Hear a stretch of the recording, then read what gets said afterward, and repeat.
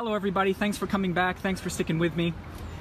It's the Rodin Museum, it's the 7th arrondissement. I'm going to try to talk up a little bit so my microphone will pick this up. And again, there's construction going on, so we're not going to stay too long in the back here, but there is a vast behind this building that we'll talk about in a second. There is a beautiful backyard essentially that Rodin and a lot of other artists and writers had back in the 19th century, late 20th century. So they're installing something, who knows, it's summertime, there's a lot of construction going on, there are summer events and concert stages and things like that. Hello everybody. Peggy's in the house, Vero's in the house, we can officially start this party. Let's talk a little bit about the Rodin Museum.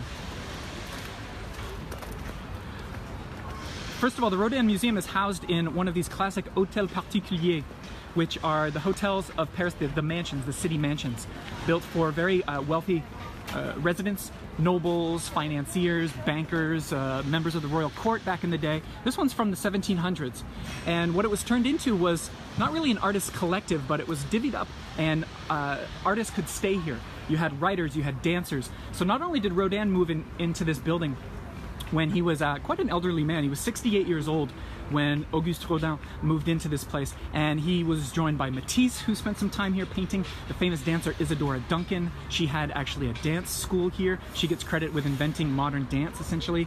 And you had others coming through. John Cocteau was a great poet, French poet, who spent time here. So what an amazing concentration of talent. And what's lovely about this museum is you don't even have to go inside. You can enjoy a lot of the great sculptures of Rodin actually in the garden. So that's what we're going to do today. We're not going to be going inside that beautiful building today because of cell issues and other things. We don't want to bother them in there. But I'm going to try to make my way out of this section that I'm in. You may recognize a little bit of this area or that building if you've ever watched the movie from the 90s called Jefferson in Paris, a Nick Nolte movie where he portrayed Jefferson coming to Paris, who famously was one of the ambassadors for the US here. Quite often they will, if they want a story to take place in some famous mansion or a residence or a palace, they'll use a quieter version, even though it doesn't look exactly the same. It's a lot easier to film. So Rodin's 68 years old. It's 1908, 1909, and he moves in here with those other artists and writers that I mentioned, and he decides he wants to save it essentially from being torn up, and he wants to live here. So he purchased it within a year of living here and working here. Rodin purchased this building, and he promised to the state that he would donate all of his works, the complete catalog of all of his works, his sculptures and whatnot. There were actually 6,000 sculptures donated in his will when he passed away, given to the state, given to France. Along with those 6,000 statues and sculptures, 7,000 drawings. So it was quite a motherlode that the state inherited. This is going to be backlit, but I just want to give you an idea. There's a vast, beautiful garden. And can I tell you what it costs to just see the garden? Because there are separate admission rates to go into the museum or just do what we're doing here, exploring the garden. 2 whole euros to walk through. And when I show you what's around, you're going to see that it's definitely worth 2 euros. That's Les Invalides. We're very close to Napoleon's famous tomb under that gold dome. We'll talk about that dome in a minute.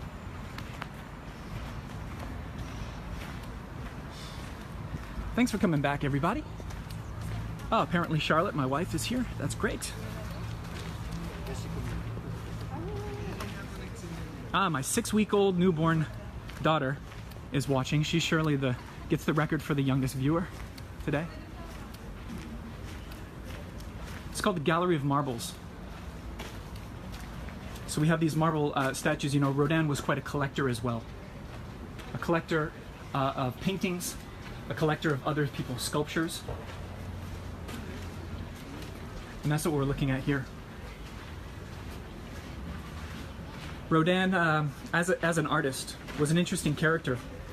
It might not surprise you to hear he was actually rejected 3 times by the École des Beaux-Arts, the fine arts school, and 3 times in 18 months when he was a young artist. And nobody knew, of course, the genius that he would tap into later on. And essentially Rodin did for sculpture what the Impressionists did for painting. And this is where it gets real nice. This is the front portion of the garden. Peggy Mitchik, there's going to be, I think, some good stills from this one. Some good screen captures for you. Hi, Andrea and Corin and Betty Golden. It's nice to have you here. What's remarkable is just for €2, my camera doesn't want to play. A lot of technical difficulties today. Essentially a lot of reminders that this is live video. There we go. Okay, so this is called the Gates of Hell. And even though it's a rather ominous name, this is actually all you really need to know about Rodin, because this is the ultimate masterpiece. There were plans for an Academy of Decorative Arts museum. A museum of decorative arts, and they commissioned Rodin when he was 39, 40 years old to construct a doorway that was never meant to open, actually, but it was meant to represent Dante's Inferno. You know, that classic piece from centuries ago, where you have Dante the poet and he descends into hell and he sees all of these terrible sights. And so this is the Gates of Hell, and what he did, he spent 10 years or so working on this, and it's essentially a very intricate sculpted relief. Let me just zoom in a little bit here. The Gates of Hell. Look at these. I mean, it's actually beautiful, even though it's meant to mimic torture and despair and sadness and horror. It's an absolute exquisite work. And the reason that I say this is really all you need to know about Rodin is because all of these little figures in here, he studied and studied and studied, and sometimes he made larger versions of them, larger copies. And so he drew many masterpieces from this. This was like a breeding ground of great sculpture from Rodin. And that's proof of it right there. Do you recognize that? This is the original version of what today we call penseur, the thinker. But here, the original was called the poet, and it represents Dante, of Dante's Inferno. And he's contemplating and sort of looking down over all of this hellish scene that's playing out behind him. And that was the original thinker from Rodin. Now we are going to see a bigger version here in the garden in a minute. But it all started out like that. I believe it's 70 centimeters tall. And let's enjoy some other details here.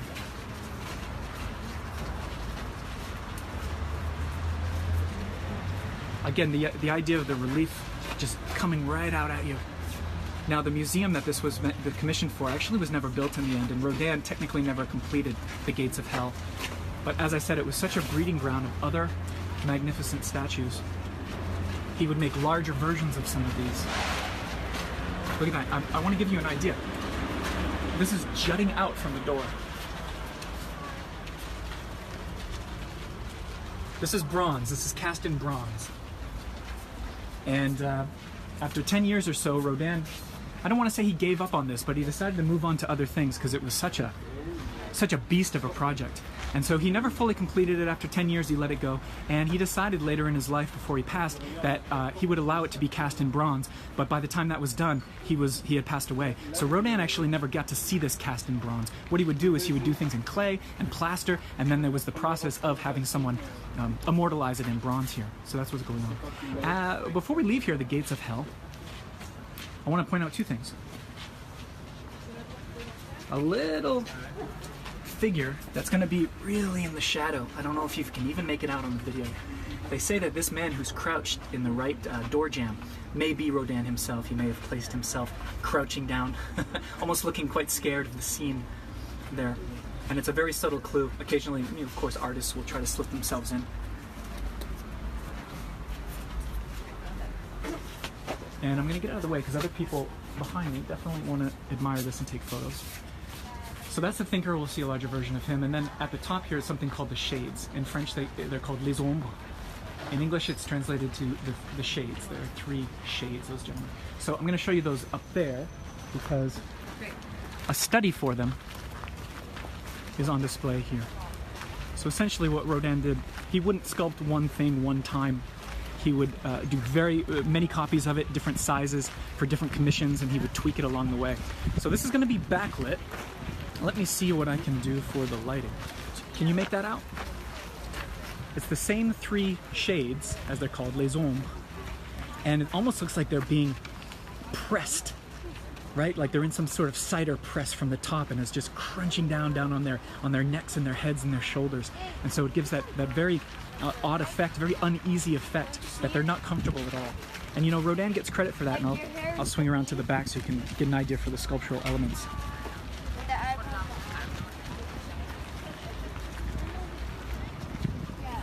You definitely get it, your money's worth as far as naked bums for €2 out here. The thing about Rodin, I said he did for painting, or he did for sculpture what Impressionists did for painting. He took the ideas of sculpture and he pushed them. He made it more raw, more visceral. The characters never look quite at ease no matter what they're doing. They're always in anguish in some way, and they're always in movement. Everything's very fluid. It looks like these things could jump out at you at any time. And also the idea that it's just sort of emerging from the plaster, or in this case, from a hunk of bronze. So these are the shades. And to give you an idea in the background, that's the placing of the gates of hell, Dante's Inferno. And now let's come over here, because there's another notable work. Andrea Miles says, such emotion from a sculpture. Absolutely. Rodin, he was really squeezing out every last drop of emotion from these things. Okay, let's give you a view of this. This is called the Les Bourgeois de Calais, or the burghers. In English, they call them the burghers of Calais.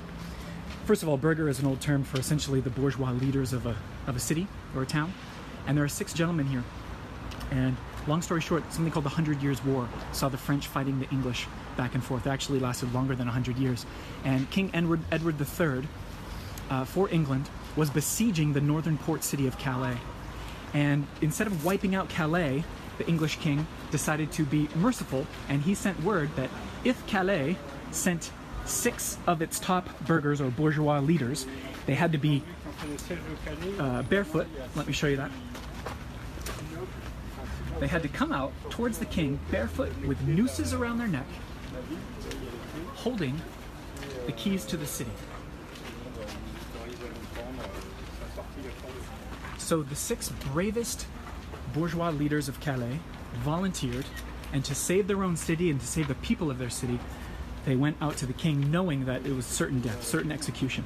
At the last minute, somehow, the English king, Edward III, pardoned them. Perhaps it was his queen that convinced them, or him rather, but they were pardoned at the very last minute, but ultimately were the heroes of the story, saving Calais by going out there almost naked with nooses around their necks to save their people.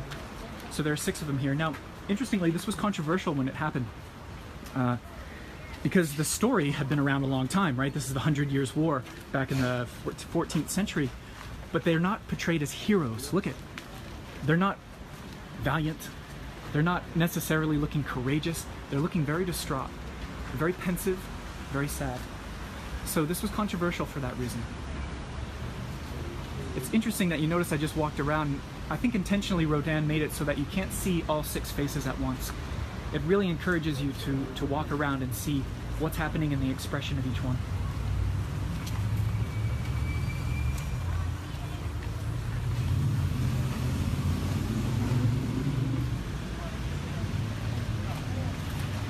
So that's the bourgeois of Calais, sometimes referred to as the burghers of Calais. Stunning. Let's move on. There's a bit of Paris meditation right about there. We're in very close proximity to Les Invalides, the Army Museum, and Napoleon's tomb under that gold dome. I've got a couple of fun things I want to tell you about that dome when we get closer, but let's go find ourselves a thinker.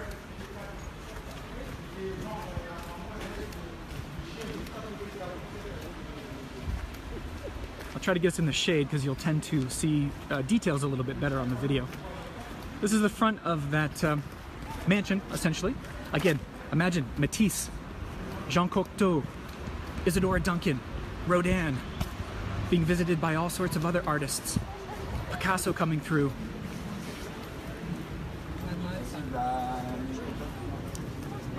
That's the proper museum.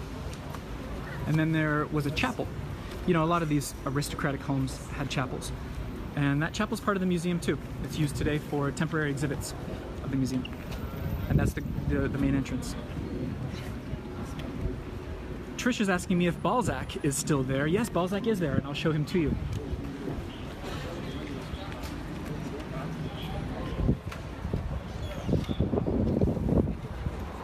So tucked away within this forest of just beautifully manicured shrubs, some of the best controlled shrubbery that you'll find in Paris, that's for sure, is Penseur, the thinker. Let's get closer. So again, the original were from the Gates of Hell over there that we saw. And then he made several copies. There are actually 30 copies of this in existence today. He's gonna be backlit a little bit, right? So mostly a silhouette that we're going to enjoy today. I'll do my best to get a little bit closer.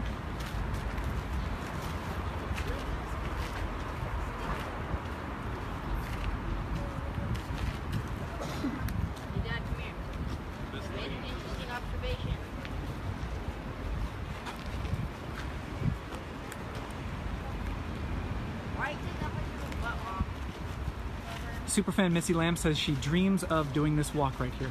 Well, I hope you can do it in person, Missy, one day. I'm sure you will. The Thinker, there's a lot you could say about this, but it's certainly the most iconic work of Rodin. People who have never even heard of Rodin recognize this sculpture. It represents a man who's full in thought, obviously. Rodin also described him as a creative person. Rodin alluded to the fact that it may represent himself, actually, or it may have meant to represent him, the artist. And he's lost in thought, he's lost in contemplation, he's lost in whatever you can imagine, really.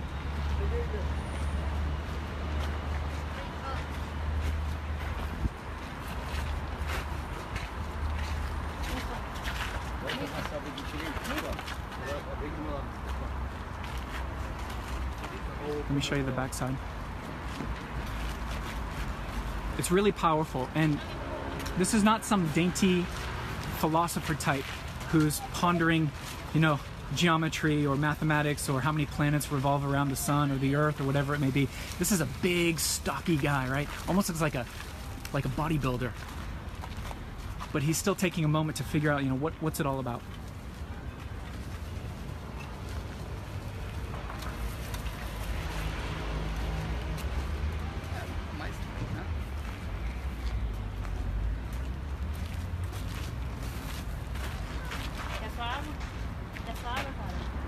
There we go. That's the Thinker. Let's go through this one.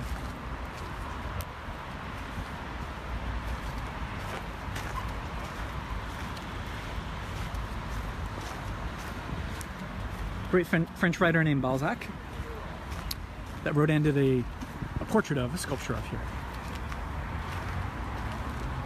I probably shouldn't walk on the grass. I'll do it a little bit. Just a little bit.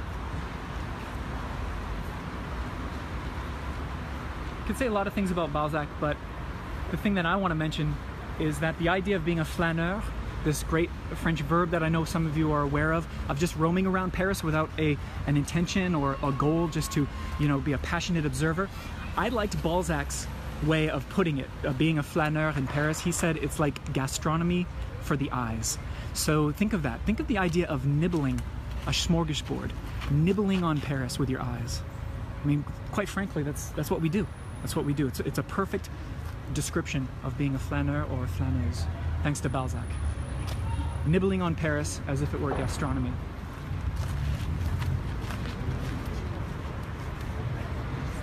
Over 200 people live. Thank you so much. I really appreciate this.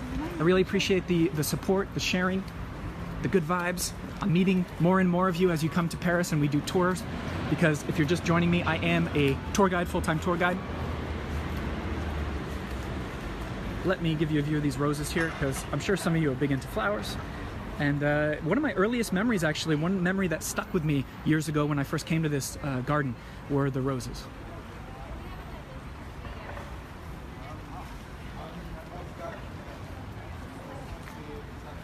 Bright, sunny, warm day today.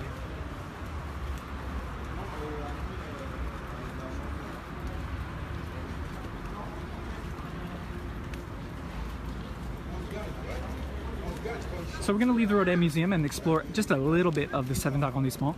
Let me give you again the last pan. So when you come here, you want to enjoy the garden in the back. Again, for €2 is all I spent to get back here. Not allowed in the museum to see the other fine works, but you can enjoy the Gates of Hell, which is that iconic masterpiece. You can see the Thinker, you can see the Three Shades sculpture, and that great sculpture of the 6 burghers, the 6 bourgeois of Calais. It's going to be heavily backlit, so we just see the silhouette of Les Invalides, but let me tell you something, a couple of fun things. There's gold leaf there, and that's a rare instance of where the gold is real. Sometimes an alloy will be used because it's cheaper, or because it's at sort of arm's reach for tourists and they don't want people to steal it. Here, this is real gold, and they did it in 1989 recently to celebrate 200 years of the French Revolution and the New Republic. However, when they applied the over 500,000 sheets of gold leaf by hand with these little metallic brushes, they didn't all adhere well to the zinc of the rooftop. So whenever there's a big gust of wind in Paris, occasionally one of those sheets of gold leaf, actual true gold, will fly off. And it'll fly into the gutters or into the nearby, the lawns nearby and gardens of Les Invalides. So let me tell you, if you're ever in the 7th arrondissement and you see on the sidewalk a little bit of what appears to be gold leaf, grab it, keep it as a souvenir, because it's definitely, probably part of the roof of Les Invalides and essentially Napoleon's tomb. So I like that idea of a sort of big gust of wind and then a snowstorm of Napoleon's gold leaf flying around and everybody grabbing it like they're in one of those big cash machines blowing dollar bills around. So we're going to say goodbye to the Rodin Museum. Let me give you one last look here, one last perspective.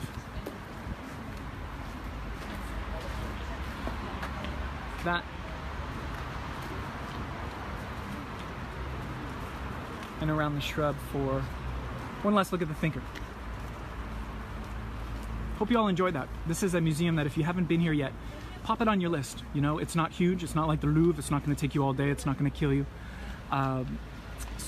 effort-wise. And there's some beautiful stuff inside too, like the Kiss, for example. There's a wonderful statue inside.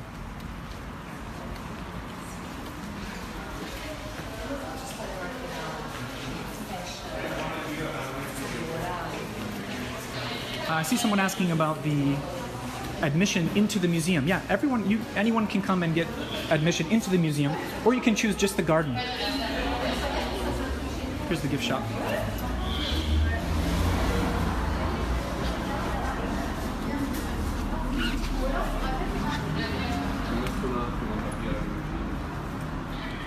Just €2 it cost us to do all that. You gotta love this city, I tell you.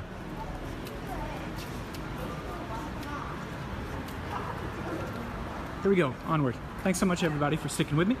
219 people so far. So the 7th arrondissement, for those who don't know, I know some of you actually love the 7th quite a bit and have explored here a lot. I'm thinking of you, Anna Tinsman, for example.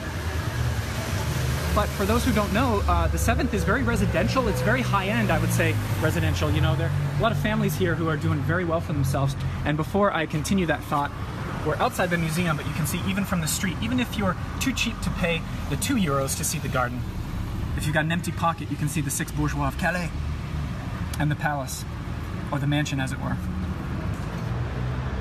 The 7th is very quiet on a Saturday like this. Quiet as a very noisy scooter goes by. That's pretty classic. But generally you'll see these streets are very calm, because a lot of shops are closed on a Saturday. But the architecture is fantastic, and you have in every direction beautiful, mostly 18th and 19th century structures. So for example, let's look down that way, and I'll give you the view westward.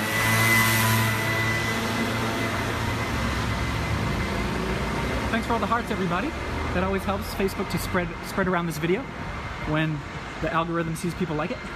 This right here is a restaurant called Arpège. It's a Michelin star restaurant. And for you vegetarians out there, if you really want to splurge and, quite frankly, have the best vegetarian meal of your life, this chef does things with vegetables that you never see coming. So it's expensive, it's pricey, but it's all vegetarian and it is fantastic. It's hard actually to find a bad review of that place, Arpège. And we're going to walk down the street, the Rue de Bourgogne.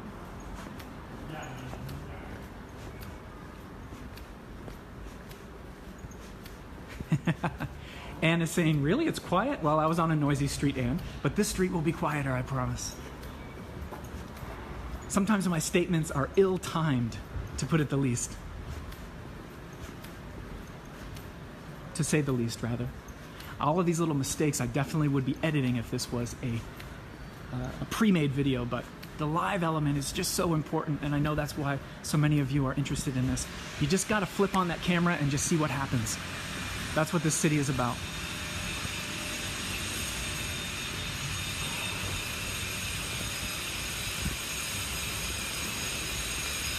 So we're headed toward a little-known church that I adore, and a cafe that I'll be doing the cafe chat from very soon. But we're not there quite yet. Here, I want to show you on the Rue de Bourgogne. First of all, this gallery. How fun is this? It's called Thomas Boug. Let me try to expose for this a little bit. You see those?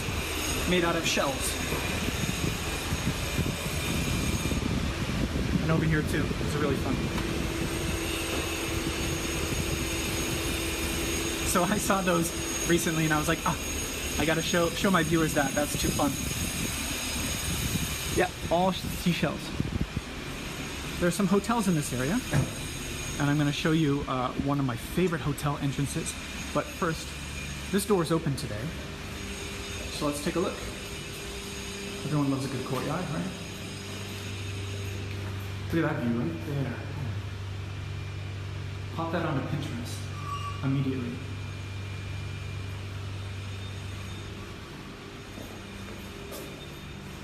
And this courtyard's actually very modern. It's clearly been cleaned up and redesigned. But I quite like this little mezzanine. It's very unique, isn't it? These iron supports and the lamps. Bonjour. Bon, j'ai filmé juste un petit peu, j'ai fait une visite privée. Non? C'est pas grave. Ouais, c'est pas grave. Bon, c'était juste quelques secondes. C'est pas grave. Bonne journée, au revoir. Okay, so we got kicked out of that one. We got kicked out of that courtyard, that's all right. It's a residential place and she didn't feel like having us film there. But the lesson to learn there is it's not the end of the world, right? Who cares? She said, no, you shouldn't really film here. And I said, okay, no problem. I'm going to be on my way. And we left. No worse for the wear. And here we go. This one we won't get kicked out of because it's a hotel entrance. And I think you're going to really like this one. It's Hotel Varenne. My Patreon followers already know this one because, or at least my Soulmate Society members, I already shared this one with those folks. But now, I get to show you on video. Hotel Varenne. That's not an original Rodin, but it's not too shabby, right? As far as hotel entrances go.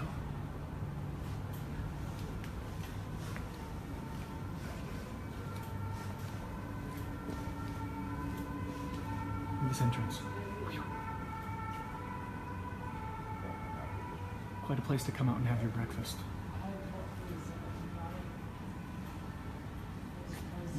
Hotel Varenne.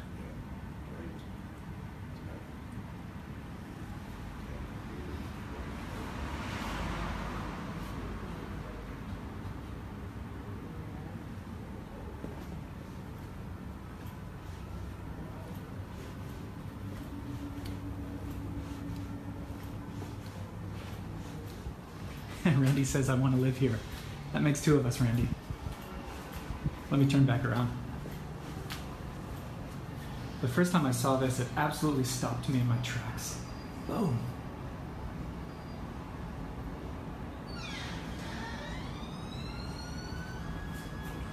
Hotel Varenne. Moving on.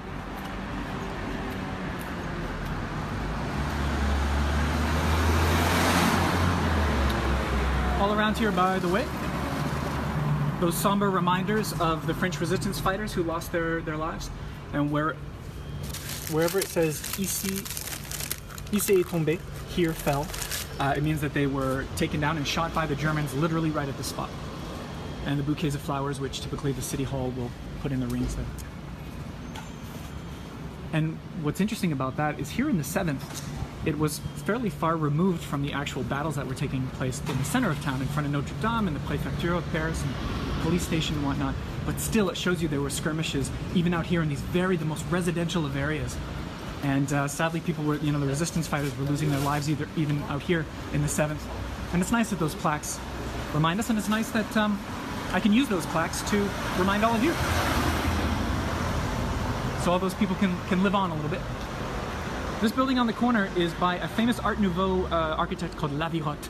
If you go back to episode 9 of this video tour series, I did another part of the 7th arrondissement, and at 29 Avenue Rapp, there's a beautiful, beautiful example of an Art Nouveau building by Lavirotte. However, I admit this one by the same architect is not quite as fancy and not quite as seductive and not quite as interesting, quite frankly. I don't know if maybe he just wasn't feeling it that day. Could be. So it's nice, and there are certain subtle details of Art Nouveau. But it's not the over-the-top, extravagant, expressive, sumptuous style that Lavirotte has done in the past, or had done aside from this building.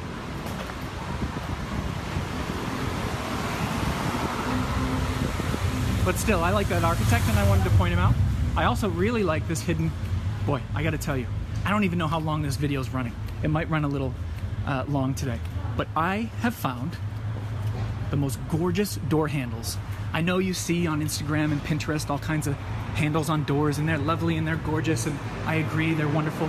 But tucked away, way back here, let me show you what this is. Cité Martignac.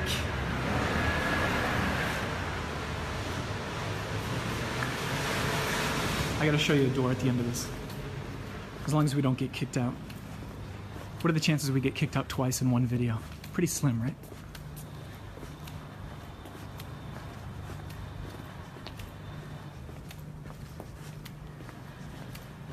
Thank you, Debbie Elaine. I just saw your lovely comment saying that Paris is wonderful, the sights and the sounds and the smells, and Debbie's thanking me for sharing this.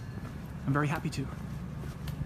Before we get to the lovely door, look at this charming detail up here. Again, this is all residential nowadays as far as I know, but look at the carving up here. It says Poste et Télégraphe. So it was not only for posting letters, it was a post office, but telegraphs as well. Goes back to the old days. That's wonderful. Can you imagine coming down here in your cobbled shoes, clip, clop, clip, clop, and you go here to send a telegraph, Downton Abbey style.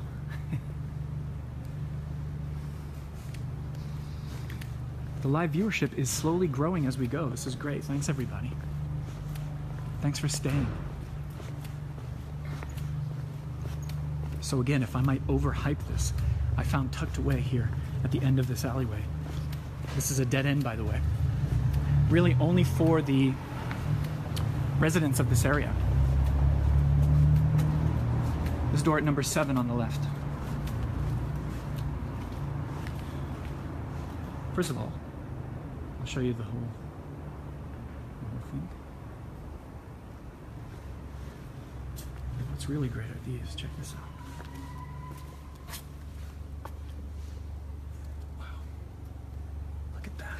And it's in relief, actually.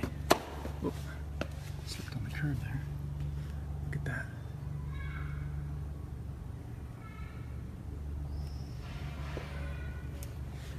Some here too.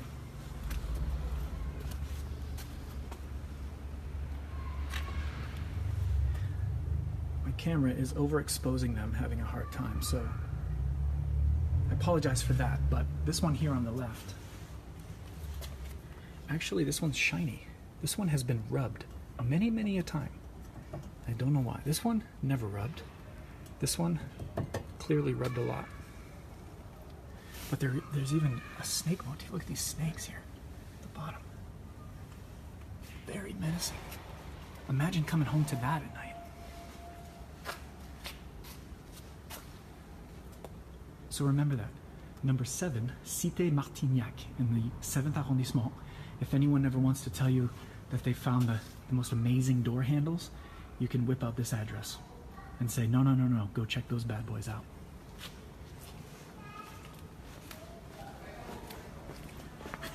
Barbara says, wow, that really says welcome home.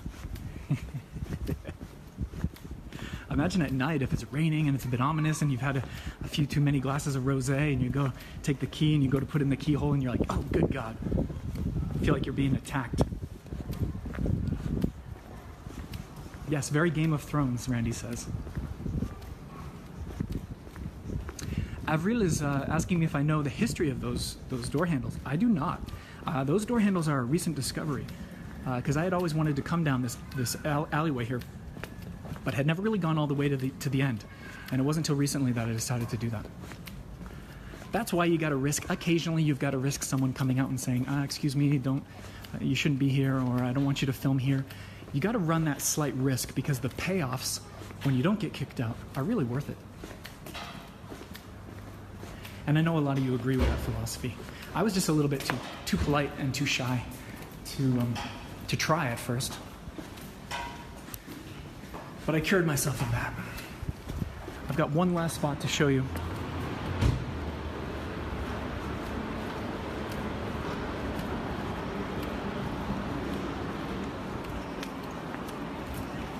I know some of you are nervous too because you might not speak French. And maybe what we'll do is maybe during one of our private cafe chats, we'll talk about some good sentences you can practice to mitigate the drama or the embarrassment if someone comes in and tries to ask you to leave. Okay, we're headed toward a beautiful hunk of stone called Saint Clotilde. Saint Clotilde. That's the back of it. Gothic style. I'm going to show you the front of it. We're going to pop inside. And we'll finish up this walk. Oh my goodness, look at that. So just like the Rodin Museum is a museum that not necessarily everybody finds at first, this is definitely a church that is really in the same category. There's such an abundance of beauty in this city. Famously, my sister, when she first came to Paris, I'll never forget this, she said, it's almost too much beauty for one city, and I agree. Pop this church into any other random little town or a small city, and it would be one of the highlights of the entire area. Here, it's almost forgotten. Vastly overlooked, Saint Clotilde. Which is great, because if you're a resident of this area, you kind of have it to yourself. If you're a live streamer tour guide in this area, you also have it to yourself. That's a rose window there, excuse me. If I'm not mistaken, I hear some live music coming from inside. Let's just pause here. I'm going to shut up for about 20 seconds. Right there.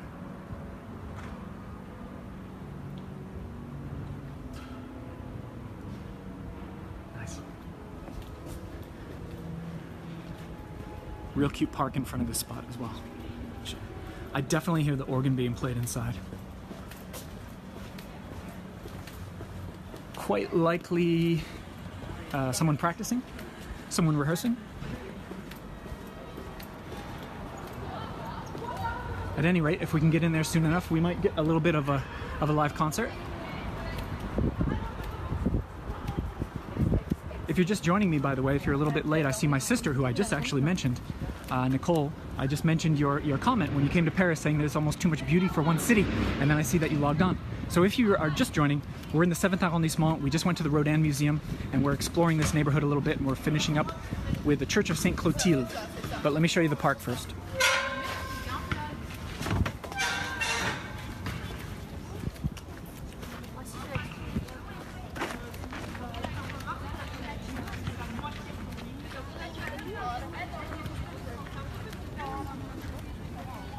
So first on this side, the street side, there's no title to this sculpture. I tried to research it, but it's nice. It's a lady who seems to be teaching a young girl to read.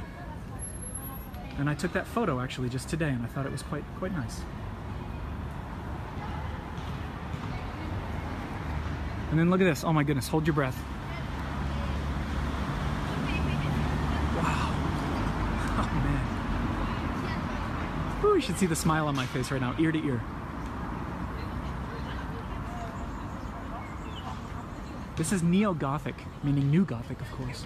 And in the early and mid-1800s, there was a revitalization or a renewed interest and love and appreciation for Gothic, which had been a medieval art form. Notre Dame and Sainte-Chapelle and all of those places hundreds of years ago.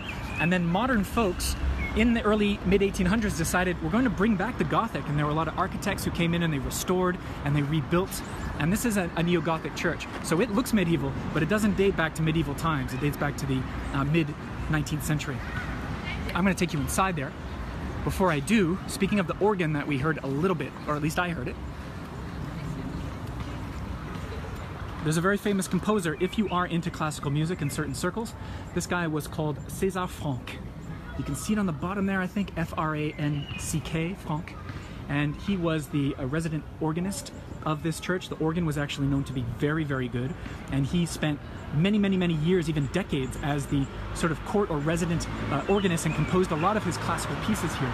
And here what you can see, most likely, is the muse of music, an angel slash muse who's coming down and sort of whispering in his ear and giving him his next bit of inspiration. And he sat at the organ.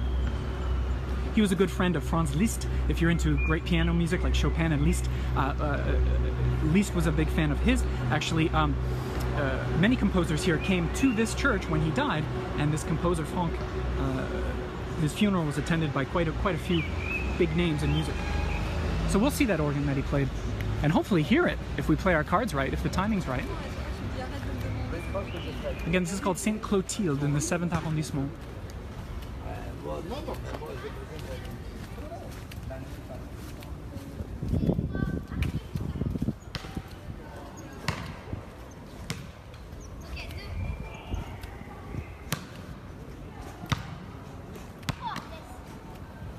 Here we go. Let's get in the shade. You gotta love this, right? French kids just bouncing a ball in front of this beautiful church.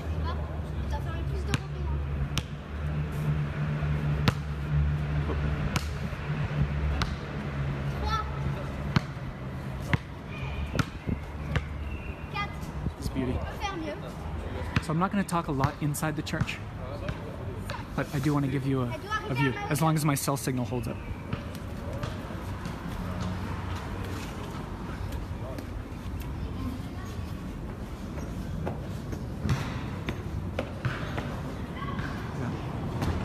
Not only is there that, there's that. Let's try to get both in the same frame.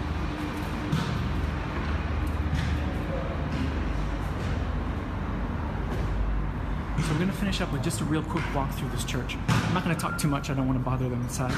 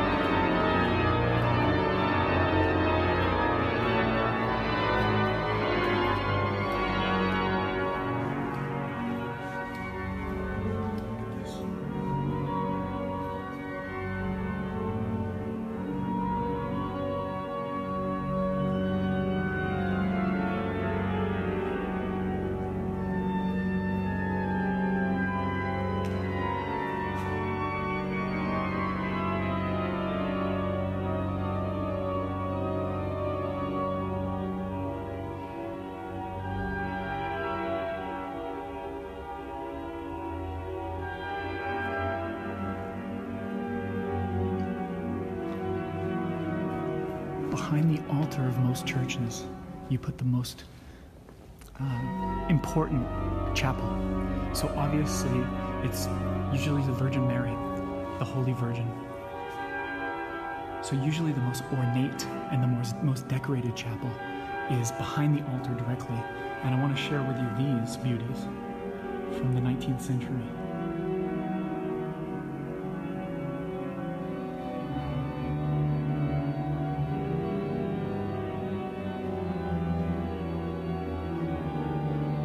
Sometimes you just have those moments in Paris you don't expect. You walk into a church and your entrance is greeted with a live free organ concert. And you gotta embrace those moments. That's what it's all about. And we're having one of them right now.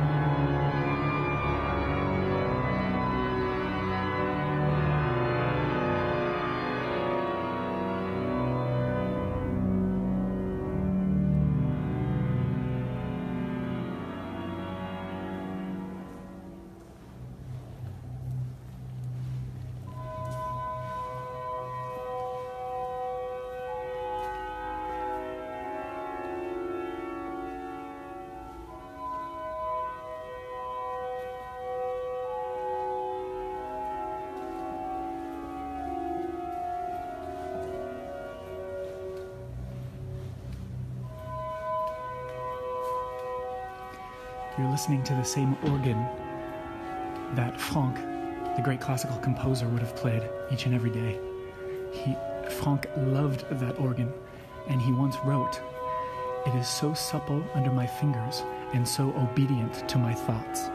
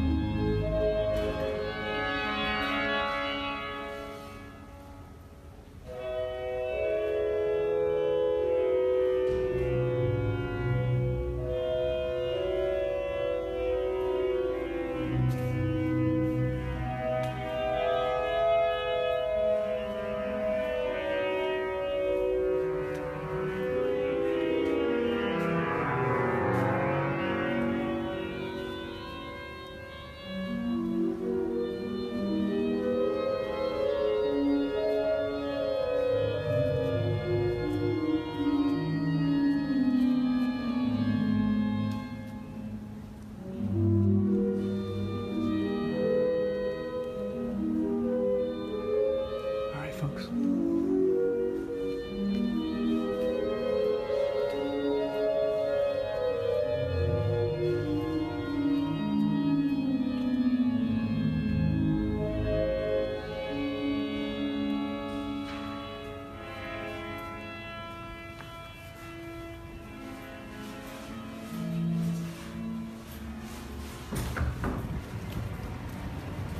Well, hot dog, that was nice.